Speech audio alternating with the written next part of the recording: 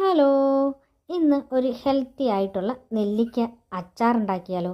അതിനായിട്ട് ഞാൻ കുറച്ച് നെല്ലിക്ക, ഏകദേശം ഒരു 1/2 കിലോ നെല്ലിക്കയുള്ളൂ.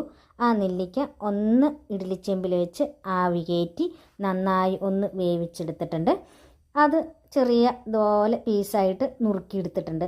അതിനുശേഷം നമുക്ക് അച്ചാർ ഉണ്ടാക്കാനായിട്ട് കുറച്ച് ഇഞ്ചി, വെളുത്തുള്ളി, പച്ചമുളക്, കറിവേപ്പില എന്നിവ എടുത്തിട്ടുണ്ട്. അച്ചാറിന് എപ്പോഴും നല്ലെണ്ണ എടുക്കാൻ ശ്രദ്ധിക്കണം കേട്ടോ. അപ്പോൾ നല്ലെണ്ണ ഞാനൊരു പാനിലേക്ക് ഒഴിച്ചു കൊടുത്ത് കുറച്ച് കടുകും ഉലുവയും ഇട്ട് ഒന്ന് പൊട്ടിച്ചതിന് ശേഷം നമ്മൾ എടുത്തു വെച്ചിരിക്കുന്ന ഇഞ്ചിയും വെളുത്തുള്ളിയും പച്ചമുളകും കറിവേപ്പിലയോടെ ചേർത്ത് കൊടുത്ത് അല്പം മഞ്ഞൾപ്പൊടിയും 1 ടീസ്പൂൺ ഞാൻ നല്ല കാശ്മീരി മുളക് പൊടിയോയും നല്ല മുളക് പൊടിയോടെയും കൂടി ചേർത്ത് മിക്സ് ചെയ്ത് ഇട്ടിട്ടുണ്ട്.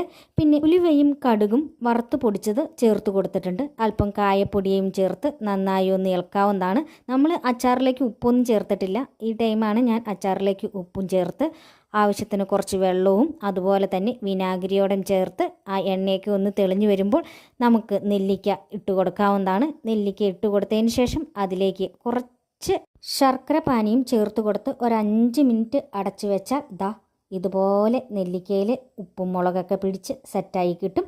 ചോറിന് വേറെ കറിയില്ലെങ്കിലും ഈ അച്ചാർ തന്നെ ധാരാളമാണ്. പിന്നെ കഞ്ഞിയുടെ ഒപ്പം കഴിക്കാൻ അച്ചാറിൻ്റെ കാര്യം പറയണ്ടല്ലോ. അപ്പോൾ എല്ലാവരും ഒന്ന് ട്രൈ ചെയ്ത് നോക്കിയിട്ട് അഭിപ്രായം പറയണേ. Tata bye.